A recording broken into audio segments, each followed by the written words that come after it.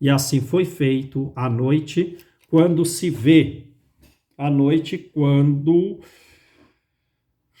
um homem solitário, um cavaleiro, transpassa a porta da cidade. É Saulo que segue em direção a Cesareia, é recebido pelos companheiros de Pedro, porém, ele não se demora muito em Cesareia, já segue em direção a Tarso, a cidade natal. E tudo no caminho, os acidentes, as árvores mais destacadas, mais antigas, lhe fazem recordar da vida infanto-juvenil no lar. As caravanas que passam lhe recordam o esforço do pai, lhe recordam o esforço do pai. E agora, pela sua transformação interior, aquela vida no lar parecia um sonho espiritual há muito já desfeito, que lhe visitava agora o coração. E nessa situação, nessas recordações, com profundas emoções, ele entra pelas ruas, pela cidade de Tarso, pela rua de Tarso, e vai bater a porta da casa do pai.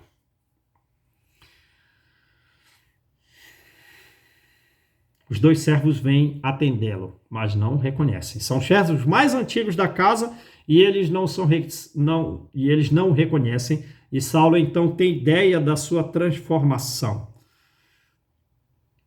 E vem chamar o pai, o velho Isaque, com reumatismo pertinaz, apoiado em um cajado. Será que meus olhos me enganam? Meu filho! Reconheceu o filho imediatamente. E um abraço efusivo. E leva o filho para dentro de casa. Porém, quando senta na cadeira, o olhar já é perconsciente e a voz já um tanto austera. Mas será mesmo que está curado?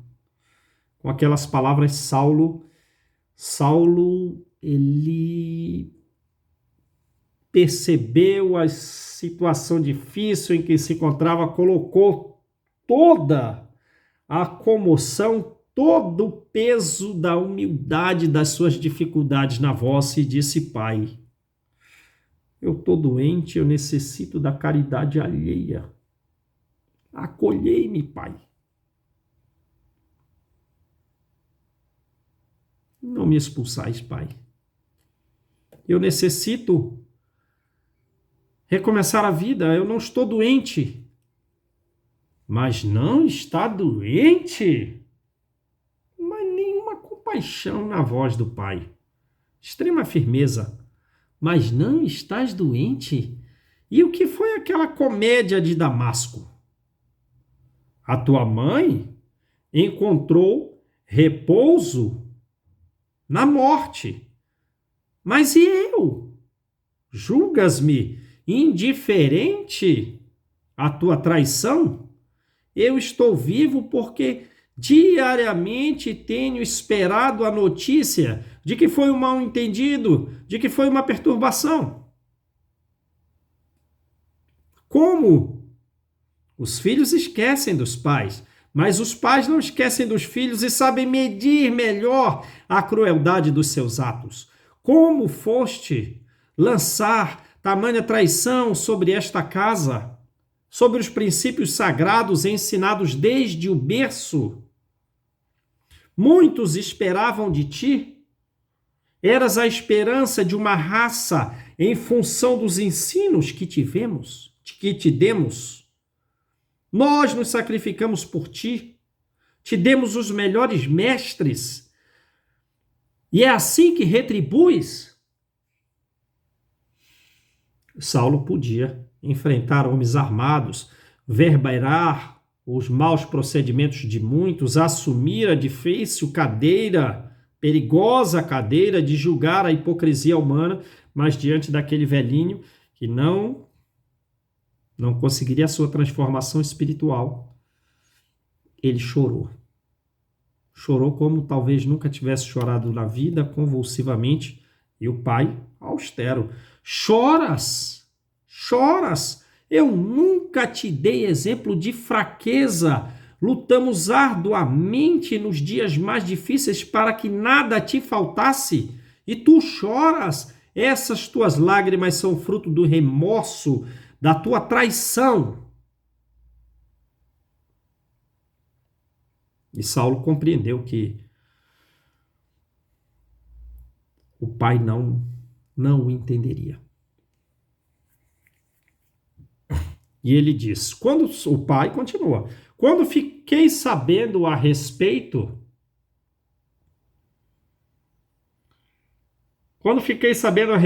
de que te casarias com mulher de pais desconhecidos,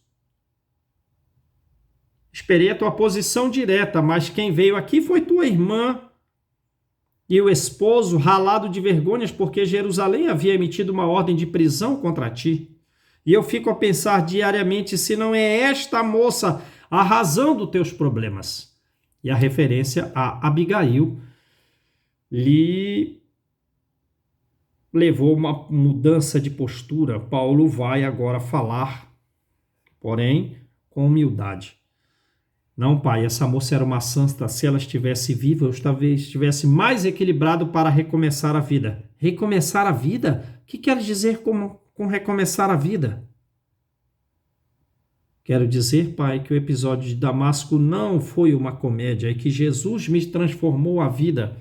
Mas como deixar a tribuna para acompanhar homens inúteis, homens desqualificados, para seguir um carpinteiro vulgar que morreu entre ladrões crucificados? Como não considerar bastarda essa doutrina que sugere a separação dos entes queridos, dos familiares? Para que nós tomemos uma decisão a respeito dos nossos atos, diga agora se escolhe entre esse Jesus e entre mim, um pai que levou a vida inteira em desvelados sacrifícios honestos. E aquela voz, para pronunciar essa fala, a voz se embargou, se via o profundo sofrimento do pai. E Saulo entendeu que nenhuma postura amorosa, pai, nós dois temos necessidade de Jesus. Tua escolha está feita. Com profunda dor ele tremia.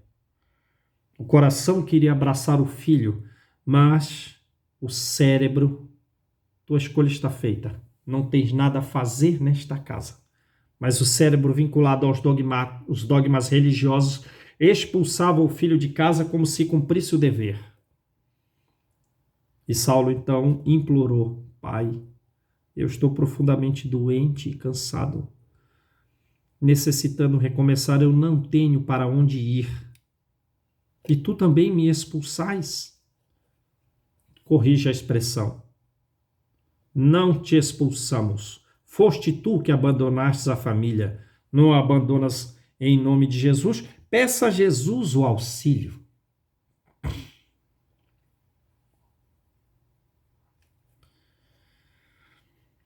E então Saulo diz: está bem então, meu pai. Tens razão. Fica então com Deus. E tens razão, porque Jesus não me faltará com auxílio.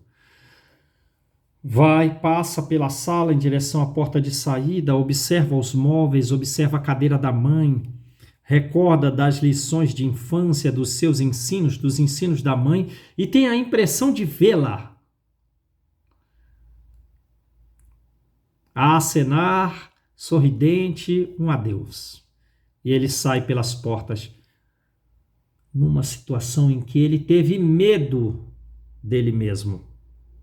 Teve receio de si próprio. Nunca esteve naquela situação. E vai caminhando sem rumo. Até que em um determinado momento houve passos atrás de si, alguém vem gritando o seu nome, é o antigo servidor da casa que vem trazer uma bolsa recheada de moedas que o pai lhe trazia de presente. E ele então tem ímpetos de devolver a bolsa para provar ao pai que ele era filho e não mendigo, mas percebeu que talvez essa fosse a última lição. Havia enfrentado desde Damasco as dificuldades impostas pela natureza e pelos homens. Mas talvez agora o episódio vivido com a aprovação de Jesus era a prova em que ele deveria lutar contra ele mesmo, para que daquele coração impetuoso nascesse um coração de luz. Um coração de equilíbrio, um coração de compaixão. E então aceitou a bolsa e diz o nome do servo, não me recordo agora qual. E fez um esforço para demonstrar alegria. Fez um esforço para sorrir. Diga, meu pai, o quanto de contentamento me deu esta bolsa e que eu peço a Deus que o abençoe. E fez uma refeição frugal,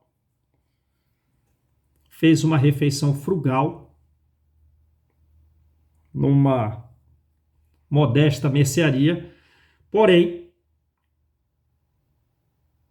ele não suportava o movimento das ruas, desejava a solidão para refletir, e assim caminhou sem rumo, se afastando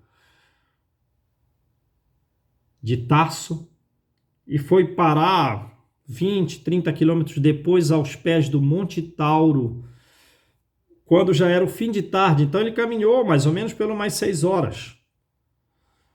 Se caminhou a 5 quilômetros por hora, talvez um pouco menos, caminhou aí, então, entre 20 e 30 quilômetros. E se alojou numa antiga caverna. Gente, daqui a pouco eu termino esse vídeo, vou dar uma continuidade a ele. Eu tenho uma atividade a fazer agora e daqui a pouco eu retorno à continuidade do vídeo.